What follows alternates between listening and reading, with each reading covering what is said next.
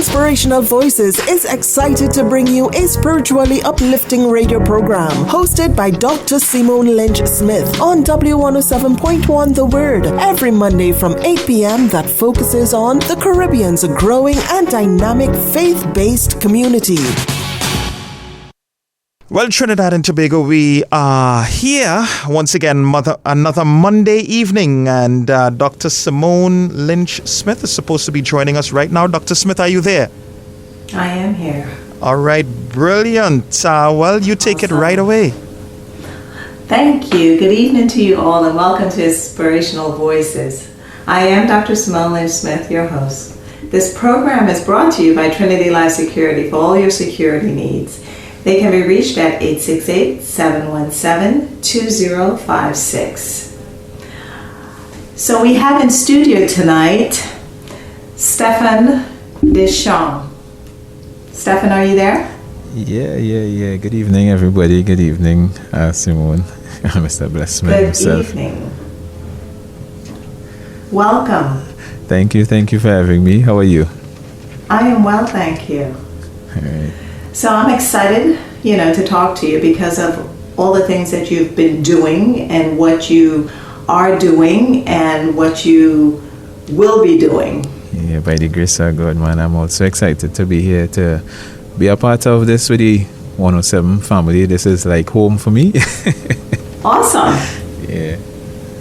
Well, that's great. So tell us a little bit about yourself. All right, so my name is Stephan De Shong, and 41 years of age. My birthday was Father's Day as well, so I had a double blessing there. Happy Father's Day and happy belated birthday. I do appreciate the greetings. Celebrate from the whole month to roll over into this month, so I still accepting the blessings and the greetings, man.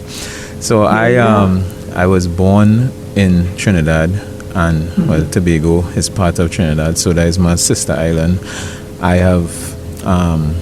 I've been living in Central for the past probably about 20 something or more years, but I'm originally from Marval, and I would have gone to Trinity College, and prior to that Black Ones Private School, Rosary Boys, and University of the West Indies, where I did a double major in film production and film studies. And I recently did another program in financial investments, and so that's what I'm up to, and that's a little bit about me. Oh wow! So you've done film, and now you're doing investments. Yeah. Well, I guess we'll talk about that later on in the show because you're very interesting. Thanks. Yeah. No problem. Okay. Well, being this program is about God first. Mm-hmm. Let me ask you, when did you learn about the Lord, and how did that happen? How did it come about? That's a very, very interesting story. So I remember as a little child growing up with my mother and my grandmom, and they always listening. Those days it had black cassettes. I don't know how many people know about the black cassettes back in those days, TDK black cassettes, and they would have the gospel on and play the hymns. Like those days were hymns, So I grew up around that type of environment, and it was in my teenage years. So I always knew the Lord. I always knew about kneeling down and pray and blessing your meal and that type of thing. But it was in my teenage years where I found myself in a position where I was, funny enough, at the prime of my life, it would seem, because at that point in time I thought that I had every single thing going. I was in a position where I was a party promoter at a young age. So in my early teens I was already dealing with throwing parties and real popular, and I had all the girls, I had everything, and a day my father saw me signing up a lot of invitations to go and give out, to invite people to a big event we were having, and he watched me because I'm his firstborn and his only boy child. He's deceased now, 6 years. And thanks. He watched me with a level of concern And he was like, Stephan, he said, when you get all the girls you want, you get all the car, you have property, you have gold, when you get all these things and you don't have a relationship with God, what you really have, boy? And he's saying, no, well, nothing. Let me ask you this question. Was he a pastor or a preacher or something? Boy, funny enough, he wasn't, you know, he was kind of, he was that in his own right within the home at times, you know. So he was a man who had his own struggles with in and out of the church, in and out of the right path, you know, and but he still knew about having a relationship with the Lord. So as much as he was at that point in time coming back to the house of God, he was encouraging the members of the household to do likewise. And as a result of that hit me like a ton of bricks, because that one thing was the catalyst to cause me to seek a deeper relationship with God. Because even when I would come home sometimes after 3-4 in the morning, it would be just to take a fresh and organized to go to school, you know, and I would kneel down and pray and find myself sometimes falling asleep kneeling down, because I knew that I had to do certain things when it come to routine with talking to God and whatnot. And at that point I started to talk to God, and I said, yo Lord, make a way, do something for me to be able to have a closer walk with you, have a deeper walk with you. And at that point in time there was a crusade going on, and I started to contemplate going to the crusade. And he never forced me, you know.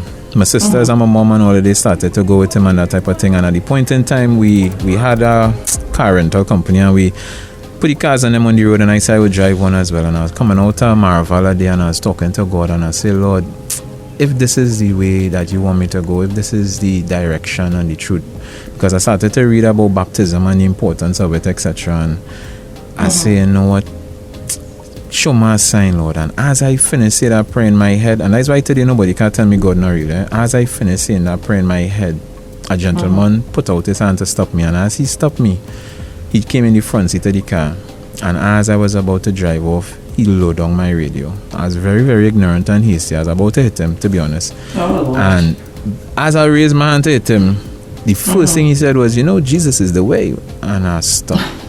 And I was like, yeah. And before the conversation was over, I lowered down the music even more than he lowered down, because what I wanted, God made a way to put it in front of my face. And as we were going down the road and talking, he pointed in the same direction with the crusade, and he was like, I want to invite you to a crusade at that church across there. And I was like, you serious? I said, well, if I tell you I've been going to that crusade a couple of nights now, and I was seeing the Bible opening up so much that I wanted to know coming so plain in front of my face. And at that point I knew, I said, God, you're real, and this is the part for me. And I started to go to the crusade and eventually got baptized. That was back in 1999. So I was actually baptized in January the 8th in 2000. I love the fact that you know the exact date. Yeah. Certain things you can't forget in this life. And when you see it, now mind you, it wasn't an easy walk. It wasn't an easy road, because like I tell people, if God could use a sinner like me, he could use anybody, you know. And so certain dates critically important for me. Right. Well, that's the thing about most people. They look at Christians and they think of them as being Christians for all their life. Yeah. You know, not realizing that truth. We all have a past. Yeah. And the thing about it is, I would dare say sometimes we even have a present that we still working out and working on, and I thank God for his mercy. Because unfortunately there are a lot of people who stop and look at where they are and look to pass judgment and look to point at others when they themselves were guilty of the same thing at some other point in their life. And that is why God made it so important that he let us know, judge not.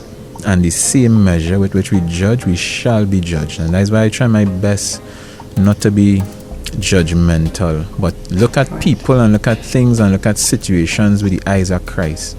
Pull away from the situation, even if you're involved, and hold fast and ask, how did this person reach here? What was their motive? What is the cause? What is the catalyst that would have driven them to this point and this place? And use sympathy and empathy and have the mind of Christ when you're treating with and dealing with things and people and situations. You know, it's easier said than done. It is, because we're human. I'm sorry. But the good thing about it is, at least if we keep that in mind, we can use it most of the time. Yeah. So getting back to you, why did you get involved in the career part that you took? Well, funny enough, it was back in 2004. Yeah, I remember dates. I was at a crossroad because I had a clothing store, and at the point in time I decided, you know what, this is not making sense, because the days that were the most busy were the days that I would be closed on, because I'm a Seventh-day Adventist, right? And I don't work or do business during the Sabbath hours. As a result of that, I would be closed on Friday evening into Saturday, and that's when most of the business would be coming through and happening. And at the point in time, my mom and they were like, you know what, why you don't try and get a job and then try to do your business and your different businesses on the side? And at the point in time, one of my little sisters said she have a friend who working in the ministry and she could get a government job and this and the other. I said, all right, I will try it. Nothing wrong with that. And at that point in time, I had an open mind. And when I went and I found out it was an OJT job. Now, one of the things I had a problem with was pride.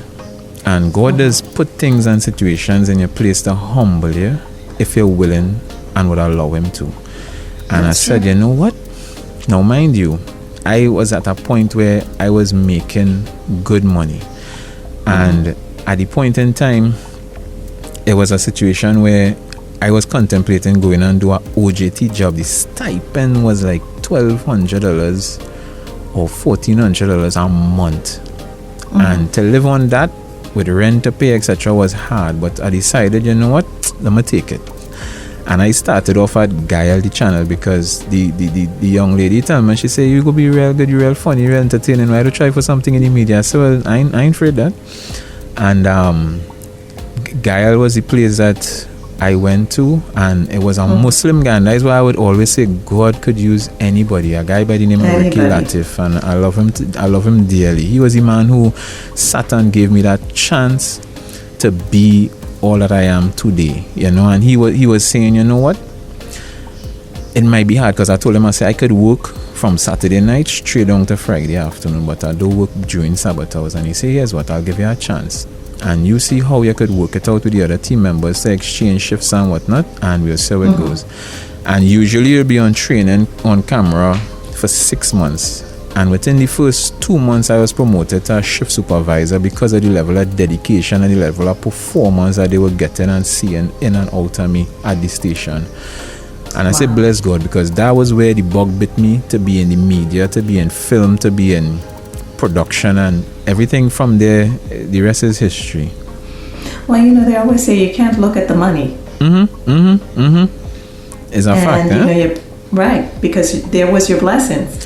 Yeah, because I started off at that, and then it went to a point where I was getting a couple $1,000 a day per camera. And if I wasn't humble enough to start where I started, the opportunities and the things would have never come to pass where I could have actually reached the place that I ended up, Right.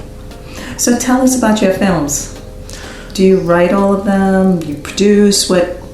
Yeah, give us an idea of what you do. I have a company called Just Right Productions. That is one of the companies that I own, and the motto is, because everything we do is just right.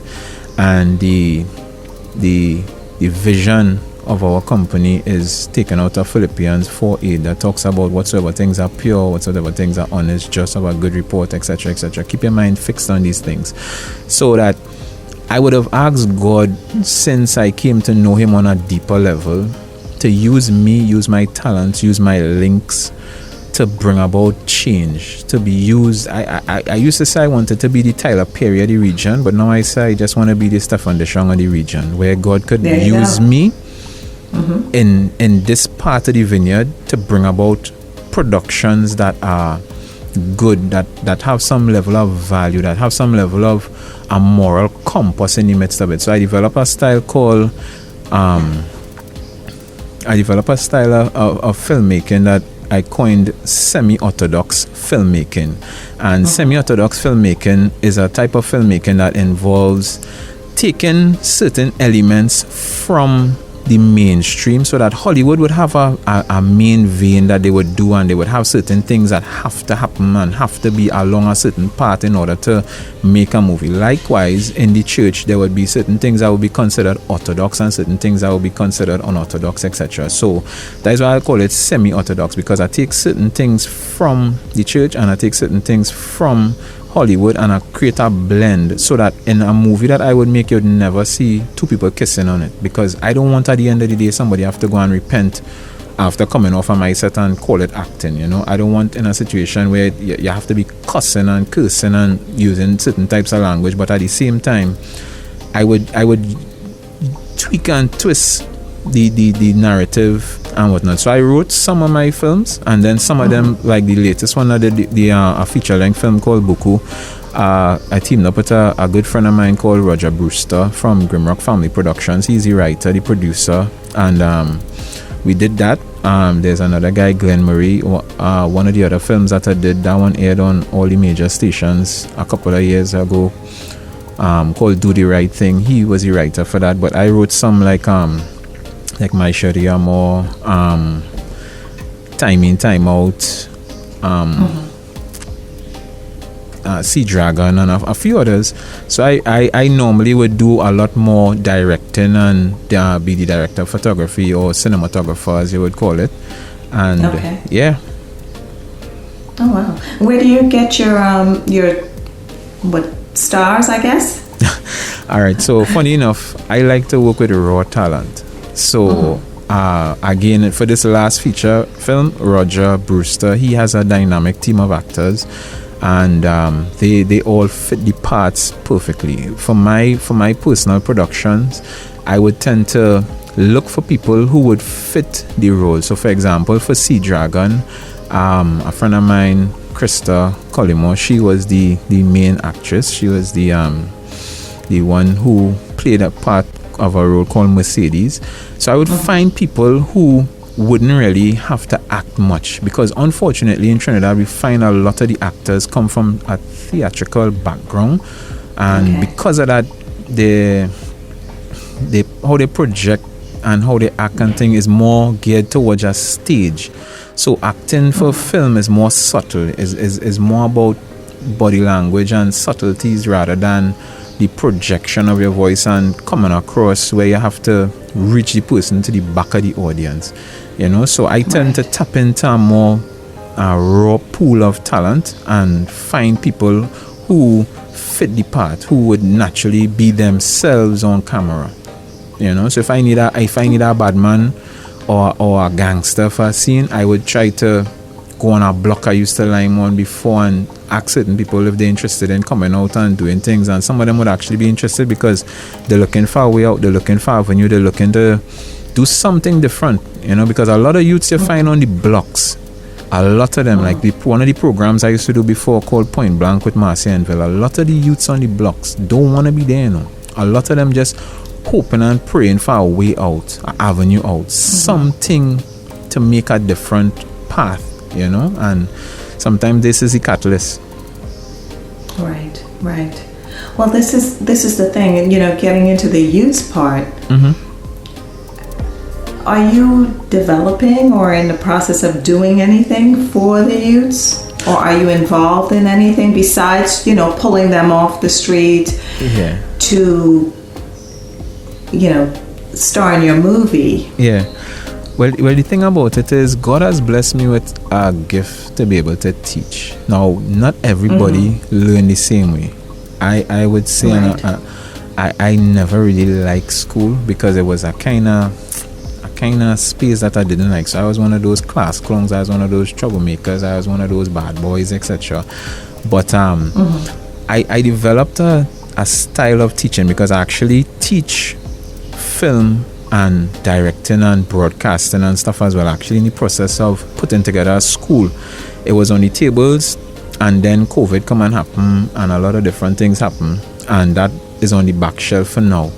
But I basically would have in the past put things in place to go out with people like Chad McCano, Felix, and have programs where we have youth involvement, where we teach them how to do all the different elements of filmmaking. So when I teach, my style is how I learn. So I'm a very visual person. So I would break it down into 3 segments. So the first part of the class would deal with theory, where we go through a handout and I show them stuff. The second part would deal with something visual. So we actually have something for them to watch, talking or specific to what we just read. And then the third part would be the hands-on, where I actually have the equipment come out and they actually get a feel for it. And the response has been dynamic. The other thing I'm doing right now, because of how the thing is right now, I'm actually putting things in place to do a different type of teaching, where I could actually, because I asked God to bless me to be a blessing, right. And he would have used me mightily in the past to be a blessing. And since my dad come and he got sick and he passed away, I've been going through a kind of period in my life where I have to depend on God, where I have to depend on him to take me to next. And as a result of that, it still have a lot of youths who come on board and learning different things. They're learning different things. So like right now, for example, like I said, I just did a diploma in financial trading and investments and whatnot. So what I'm actually looking to do is to get people involved in understanding how they could make money from home. Because of the fact that this COVID had me in a position where the daycare is now open, so I have to be home. I've been home for the past 3 months, and it looks like another 3 months depending on when the daycare is open. And you have bills to pay and whatnot. So what I want to do is to be able to teach the youths how to make money as long as you have internet access and access to a device, and to be able to make money from home. So instead of staying on the block idle, you could be home making money, making a difference, and being able to do something positive with your life. That you don't have to worry when you see blue lights passing. You don't have to worry when you hear a siren blow because you have something illegal trying to make a quick dollar. You can make a quick dollar, but the right way, Well, how do you incorporate Jesus or God in what you do? Do you teach them that as well? Do you encourage them? Yeah, well, definitely, because at the end of the day, like I say, the whole catalyst is bless me to be a blessing, right? Bless me to be a blessing. So when I'm teaching film, the mandate is that the story has to be something positive.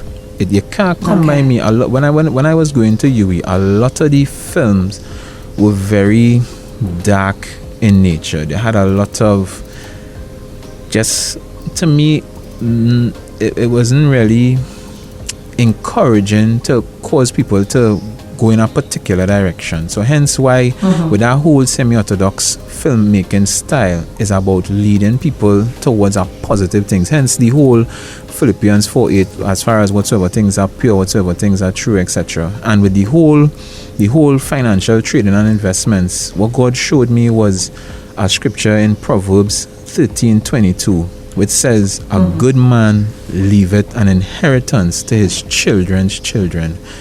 And in all my giving, what I didn't do was set up an inheritance for my children. So at the end of the day, what I'm doing now is putting things in place to encourage people to be able to understand how to tap into what God would have put in place for them to be a better person, to be a better value added to society, and at the same time be able to weather these kind of storms where you could actually ride it out because you would have seek the word of God and got guidance from him as to how to put things in place so that you could continue to be a blessing. Because a lot of times if you look at Christ would have tended to the needs of the people. their immediate need before he even broke the word with them. And when you find yourself in a position where somebody gives you their trust, and you could gain their trust because you would have meet them at the place of the need, as opposed to just coming to them with a Bible and preaching to them, you find that they open up more and they're more receptive. So one of the things that I do, I manage Isaac Blackman as well, and his wife Dixian Hunt Blackman, and I have a good network of gospel ministers like J Prince and a lot of them who would have worked on the movie, and their music in and of itself is ministry, because I always say half of your viewing experience is what you hear. That's true. So that when you have a message in the music, when you have a message in the music, it also helps people to focus their minds somewhere else, so they can have that catalyst again to play in their mind and have something positive remain on the conscience, you know. That's true, because music is such a big thing. You know, people really, when they speak these words are life. So you're giving them something to sing about, especially praising the Lord, and also positive. Definitely. That's just amazing.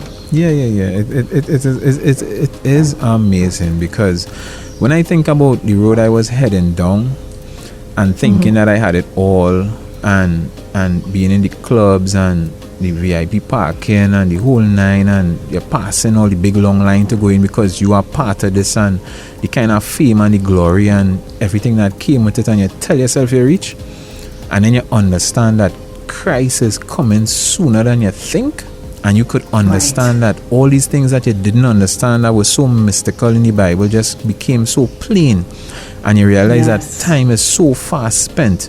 All the blocks, because I still am on a lot of different blocks. Like I would have borderlines and certain men can't go on certain blocks. I would be so well seasoned that I would be on a number of different blocks. And when I came to know the Lord, I would have gone on numerous different blocks with my Bible studies, because I consider myself still to be a real G. And when I say G, I mean genuine person.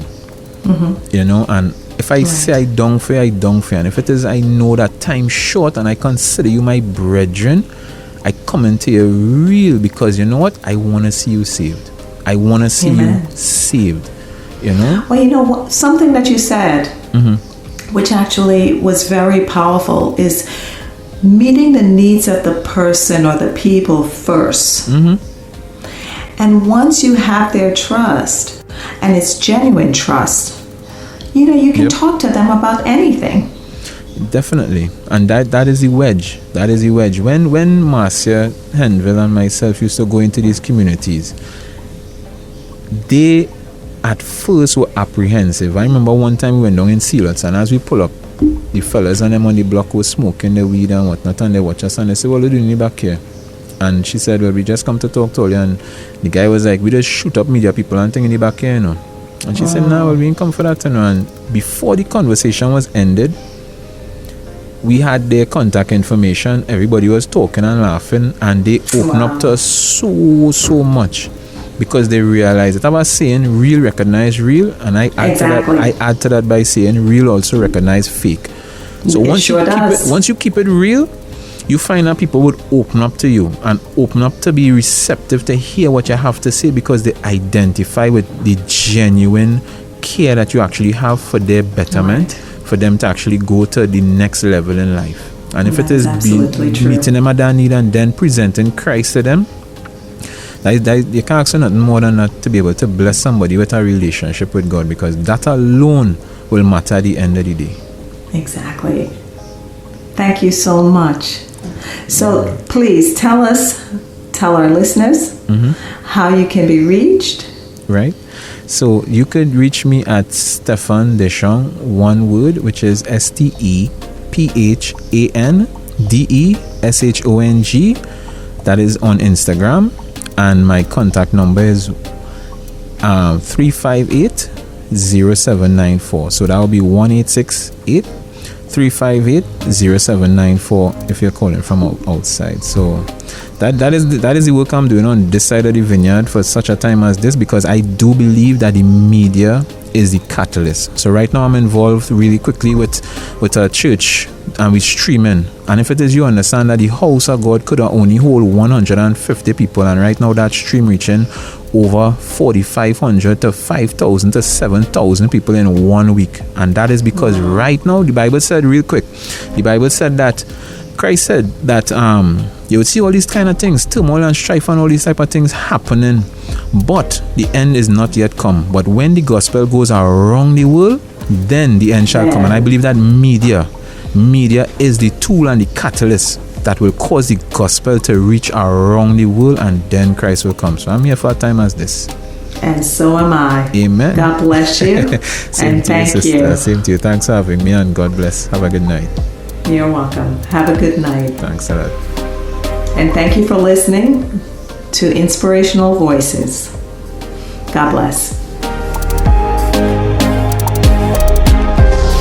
Inspirational Voices is excited to bring you a spiritually uplifting radio program hosted by Dr. Simone Lynch Smith on W107.1 The Word every Monday from 8 p.m. that focuses on the Caribbean's growing and dynamic faith-based community. Inspirational Voices is excited to bring you a spiritual